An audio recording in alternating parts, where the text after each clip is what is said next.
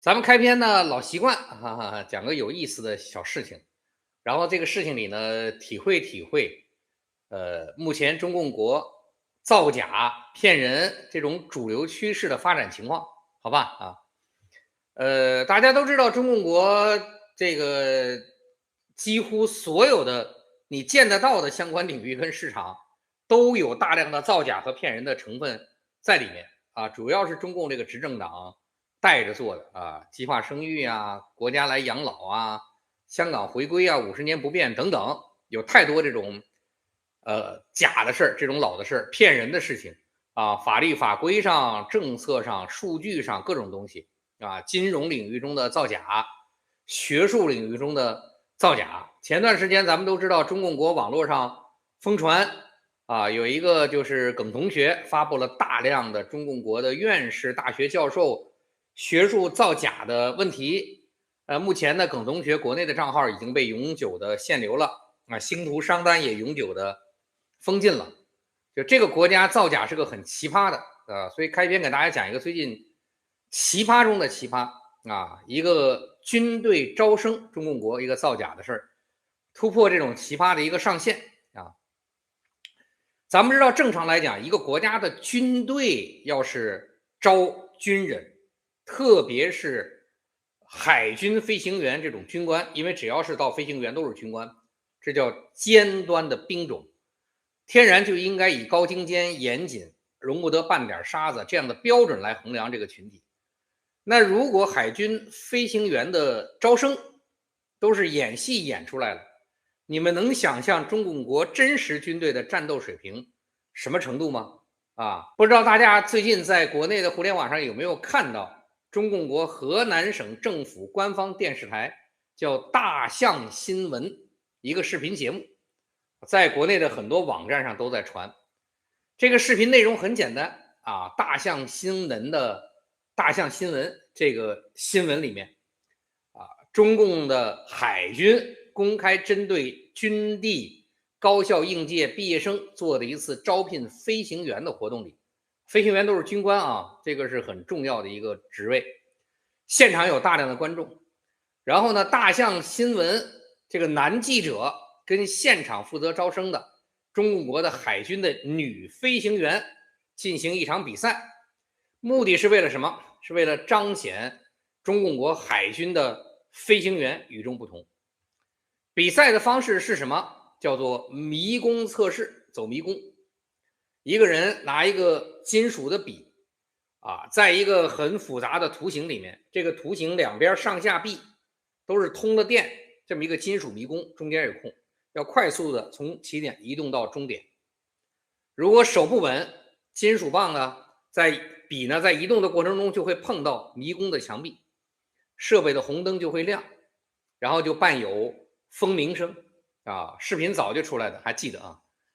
然后比赛前面，大象新闻的记者特别介绍说，对于海军航空兵这种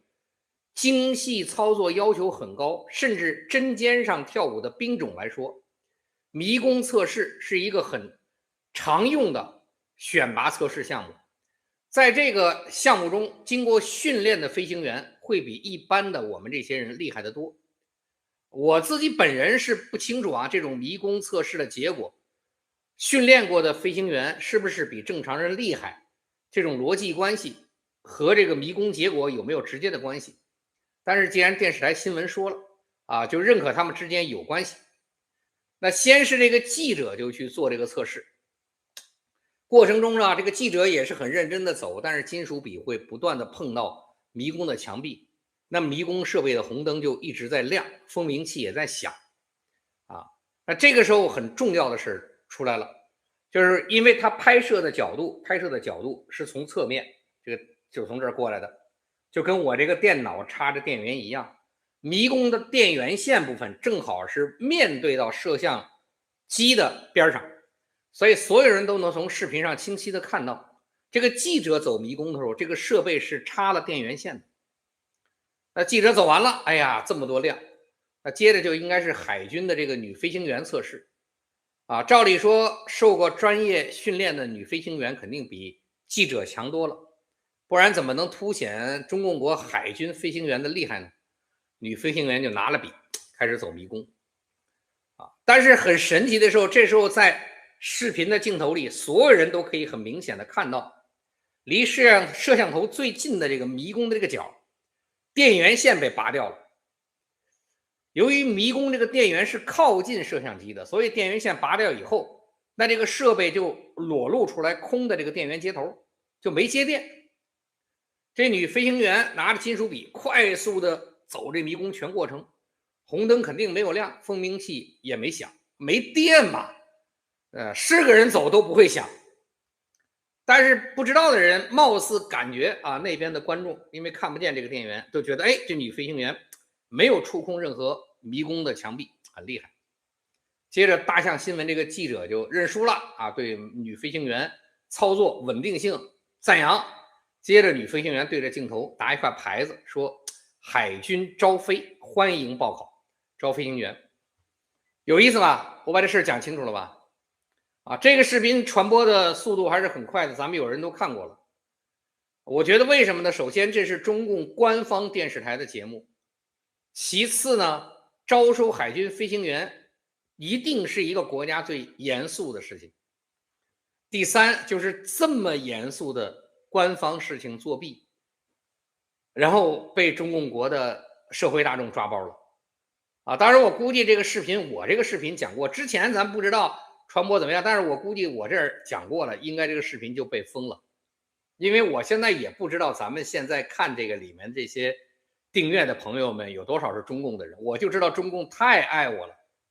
一堆人都盯着我，我要干点什么，说点什么跟中共国有关的，几乎马上就能看到反馈大家想一想，在这么严肃的海军航空兵招生活动中，中共都会造假。为什么呢？因为中共国的媒体报道的新闻从来都不是给社会公众展示一个客观事实的，都是用来为了完成上级领导交给的任务，或者给上级领导提交某种汇报成果的。所以新闻这两个字在中共国跟在全世界不一样的，作用不一样，产生的程序就不一样。那这一次大象新闻肯定是为了报道中国海军飞行员很强大，能力棒，手稳，心理素质过硬，这是这个节目最需要保证的政治效果现场又有很多的招聘现场有很多的观众，所以女飞行员在干这个的时候呢，那要是红灯不断的亮，不断的蜂鸣，那政治就破坏了，政治目的达不到。所以女飞行员干的时候呢，那男的记者先走，女的干的时候，这边就把插头给拔了，他又正好是背对着观众的这仪器设备，看不见。但是呢，没想到是摄像机的边上正好照到了这个插座但是这样的可以保证这女飞行员走完了全过程一定不响，保险，达到最佳的政治效果不知道是什么原因，不知道是摄影的机位还是节目的编辑太粗心了，或者人家大象新闻电视台就故意这么干，反正呈现给社会大众的时候，正好让所有人视频的观众看到女飞行员测试的时候电源拔了。所以你们能想象吗？一个国家军队招聘飞行员活动中造假就想想这个国家有什么东西能是真的。感兴趣可以去看看网上这个视频让 AI 帮你找一找。我觉得特别最后女飞行员那个广告很牛，海军招飞，欢迎报考当然这个情况呢，我是作为一个小笑话讲的，因为在一个独裁统治者不断造假欺骗的国家里，社会大众不可能指望这个国家能有什么说真心话讲真相的地方这个国家的你想连土地空气都是被严重污染，解决不了，那么脏的水灌溉的粮食大家天天都在吃可能城市很多时候流的水汤一不小心那个脏水都流出来所有的饮食水果全都有问题，卖假货卖到世界首屈一指假到连朋友和朋友之间真的友情都不存在，教育的结果也是假的，甚至夫妻之间的感情都是假的提供的医疗保障是假的，甚至很多家庭连孩子的父亲是谁现在也越来越多的人无法确定。那这么一个全造假的国家啊，招飞行员和所有事造假的国家，我还很认真的询问了我常用的几个 AI，深度思考，给我讲一讲啊，就是中华人民共和国从1949年到现在，在哪些领域或社会范畴，真实的东西是长久存在，没发生过变化，也没出现过大的欺骗的。给大家念一下人工智能给我的结果啊，人工智能给我的结果就是什么是没变的，在中华人民共和国没变的啊东西。第一，在这个国家里，中国共产党独裁的目的和保证自身利益高于一切是真的。法律、政策、法规、规则、口径、数据等一切的服务都是围绕这个核心产生的。为了保证独裁目的和自身利益高于一切，这个国家执政的理念从来没变过。第二，在这个国家，老百姓只有责任，没有权利，是真的，从来没变过。这个国家建国开始，中国共产党要求这个国家的每个公民都必须且只能保证，为了中共达成第一个真实，就是独裁的目的和自身利益高于一切，自愿成为这个目的的工具。而中共做的所有事儿，只是保证这个工具能用和好用。能用呢，就是让工具活着，并且对工具不断的洗脑；好用呢，就是增加这个工具的知识和技能，来保证这个工具用处更大。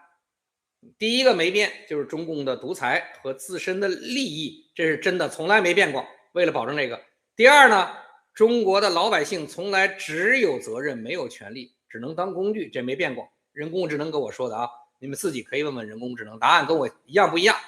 第三啊，中国共产党把整个国家的财富不断据为己有，并且把国家成本跟负担向全社会民众转移，是真的，没变过。啊，在中共的独裁的逻辑里，整个国家的财产都是中共的私有财产，区别仅仅是由中共集体获得或者中共的个人获得。所以中共做的所有事情啊，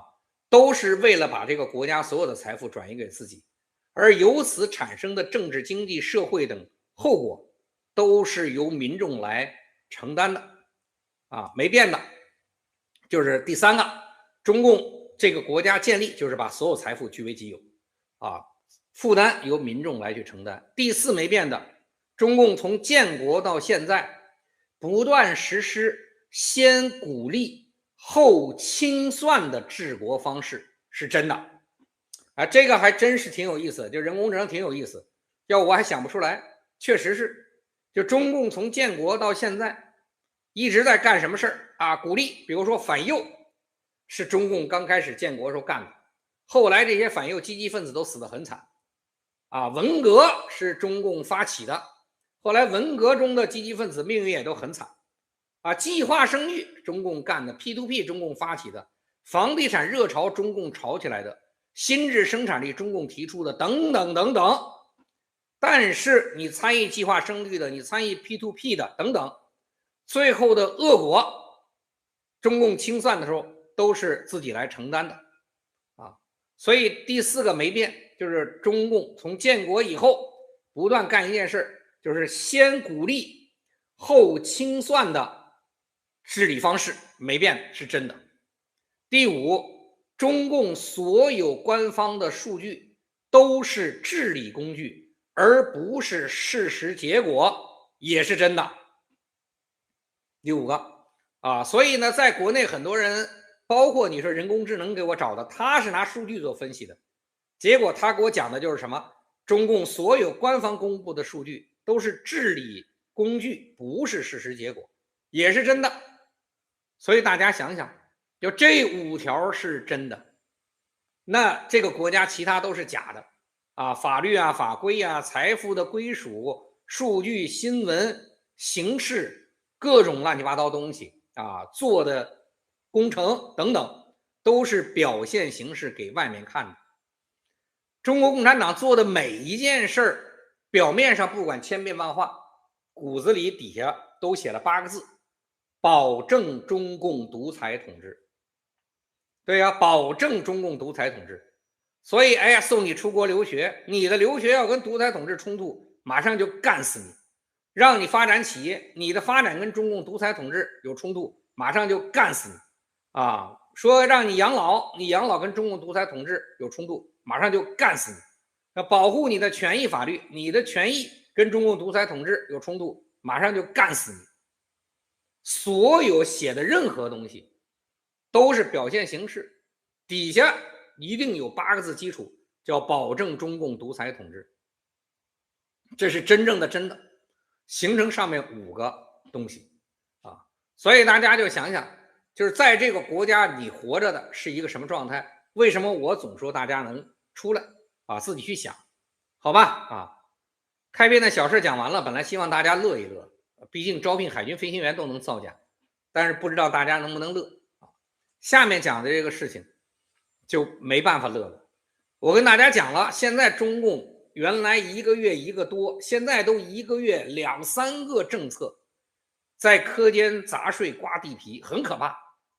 就这种频率，2026年我都可怕。这个跟今天的主题有关越冷中共越这么干，越这么干越冷。维稳，不承认错误，不改变，尽其所能剥削。这个事儿是什么事儿？2026年7月1号，还有不到1个月的时间，中共要实施一个法令，5个部委，国家税务总局、人社部、卫健委、国家医保局、中共应急管理部等，叫做什么56号令，国家法令，超龄劳动者基本权益保障暂行规定。这个要在全国落地实施，而且强制执行。56号法令，超龄劳动者基本权益保障暂行规定那这个法令实施的同时，中共也说了要叠加医保基金监督检查5年计划阶段性核查，社保入税常态化稽查，养老金资格认证等新规同步实施，全是查这个钱的，知道吧？社保、税收、医保等等养老金资格认证全是查的，钱跟钱有关的。那这个事儿是什么呀？根据中共中央电视台和新华社的新闻原稿，这次法令伴随的叫全国范围专项治理，不是临时性检查，而是依托金税4期大数据平台跟全国社保、医保等部门的数据互通系统搭建的常态化监管制度，主要用于覆盖人群是9200万退休返聘超龄在岗的务工人员。那这次中共国的法规颁布的目的，表面上看起来一定是好的，明确为了保护已超过退休现在还是男60女55法定年龄的依旧被返聘在职工作的这批人的利益而制定当然从今年2020年开始，这个退休就阶梯了，就往后延迟了那这个法令就会顺延根据退休年龄往后去延迟。那这个法令要求所有超龄人员的用人单位，如果超龄人员没有缴纳足够15年社保，单位必须跟超龄人员一起按照职工社保，职工不是城乡，进行缴纳。而医疗保险部分，如果超龄人员缴纳的是1年1缴的城乡医疗，也可以转到由单位缴纳的职工医疗保险。为什么？只要转职工社保都有统筹了，单位要交。法规要求超龄人员的工资不得低于属地的最低工资标准，而且禁止以货币以外的任何形式抵扣薪酬因为发货币就得纳税，跟税收有关，那其他东西抵扣了就没有税了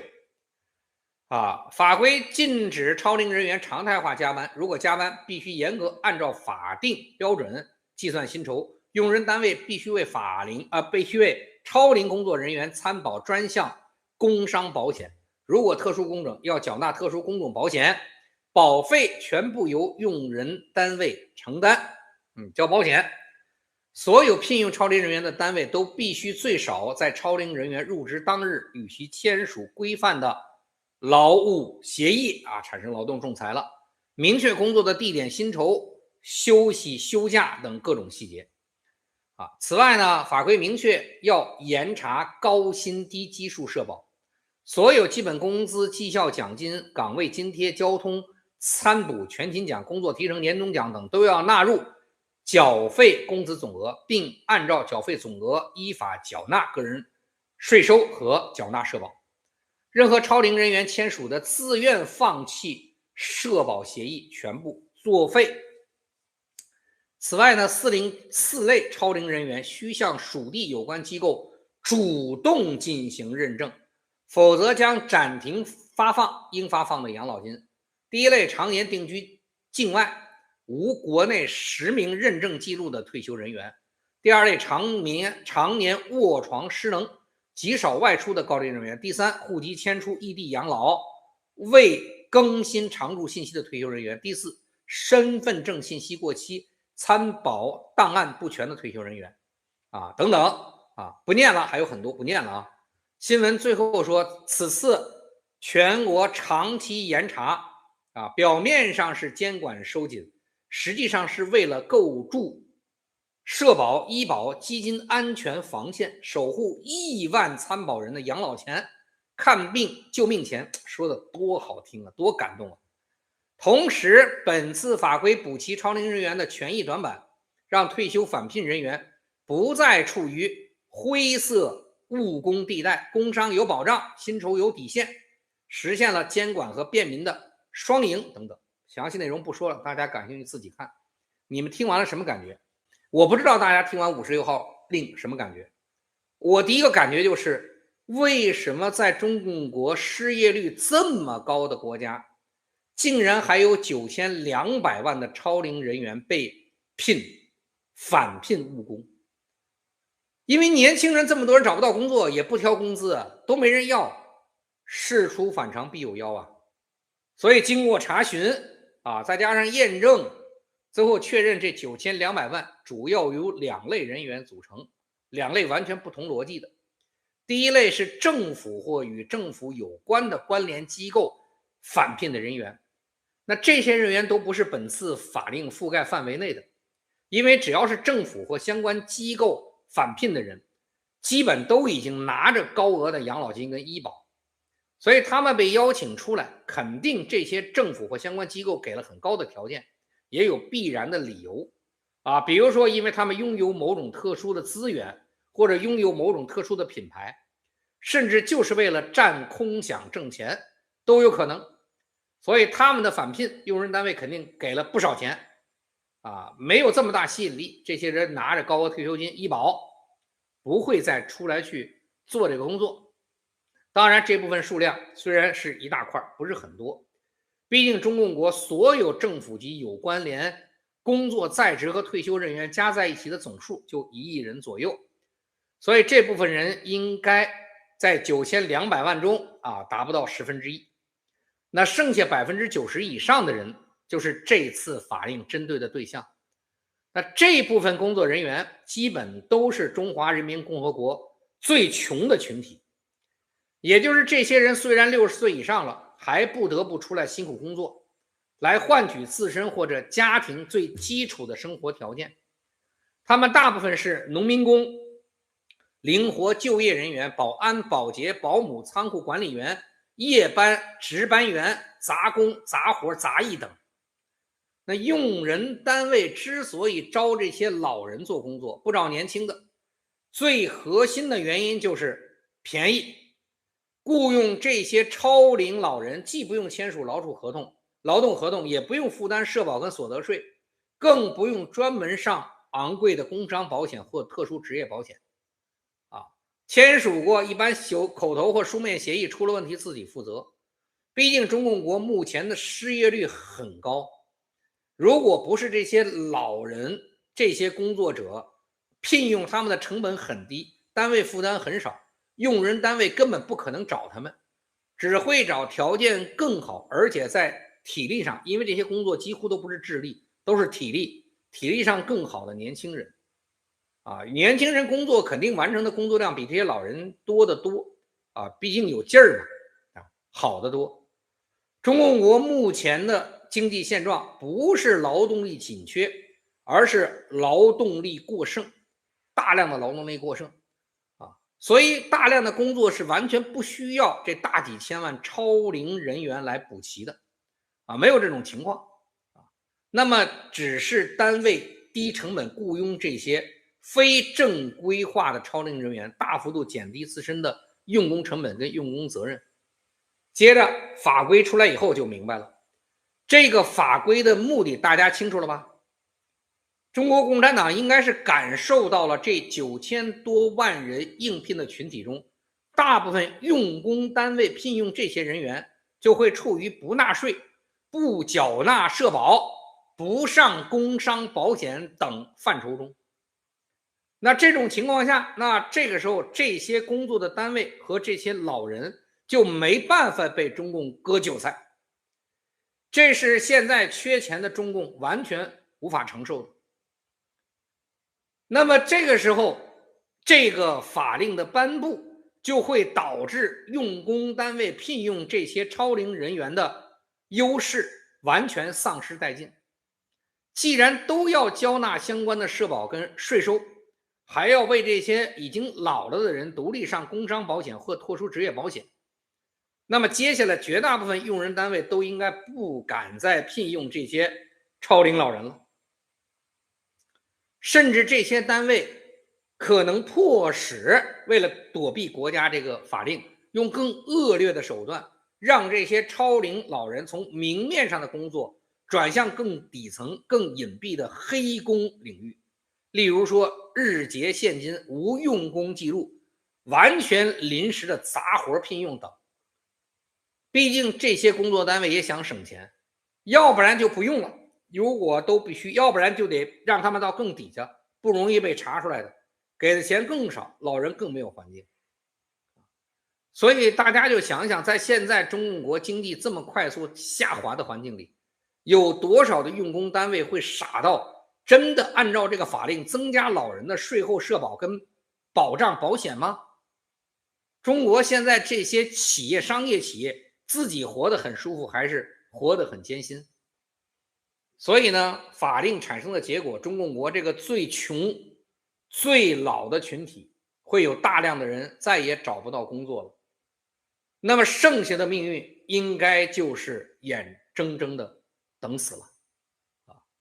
所以呢，中共不会这么想的。对于中国共产党来说，这个法令颁布后，哪怕只有很少数的商家由于某种原因被逼着向中共多交钱，老人都换成年轻人了，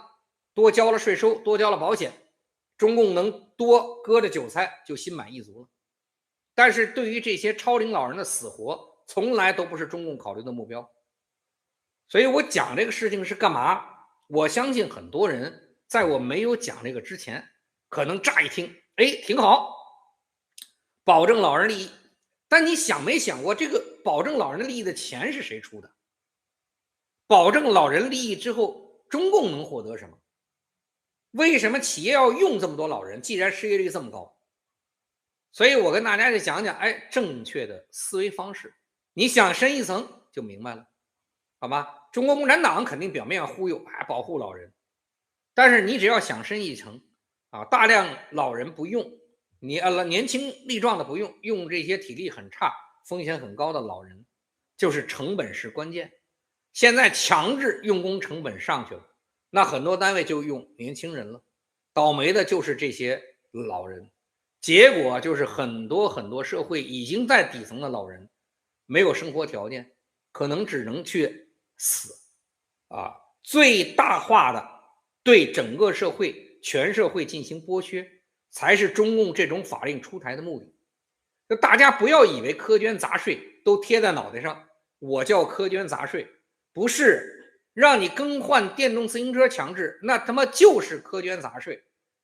让你这些灵活就业者必须按职工缴纳社保，就是苛捐杂税。中共国很牛逼的，苛捐杂税玩的很多。我毕竟在国务院参事室工作过很多年，这种小把戏是中国共产党最喜欢玩的，都是统一标准，叫当婊子立牌坊。对外告诉你换自行车为了大家的安全，告诉你社保延期了啊，为了更多人的好，妈的好个嘚儿啊！就是所有给你讲的表面上的话，就是牌坊，本质是干嘛？都是他妈婊子，坏到心肝里，好吧？啊，就跟大家讲，继续老话题，摆事实讲道理。老人缴什么社保？你不知道有很多老人没交满15年吗？你们的概念是不是所有的老人都交满15年了啊？你们不知道很多老人没交满15年吗？不清楚吗？啊，还有很多老人可能根本就没有交纳过，知道吗？没有交纳过。那你到单位去工作聘用你了，你交还是不交？你就没交，你交还是不交？所以你们的概念是退休以后就能享用社保，那可不是。你们知道都是就是这个叫必须包含且叫什么来着？那个数学上那个忘了，大脑痴呆了。就是说你不光年龄够，你缴纳社保的年头也得够，缴纳的钱数也得够，缴纳的条件也得 OK， 你才能享用社保。听明白了吗？啊，所以就是我不知道写这个东西的目的是什么，就是这个人写这个东西的目的是什么，但是跟你说一下啊，好吧。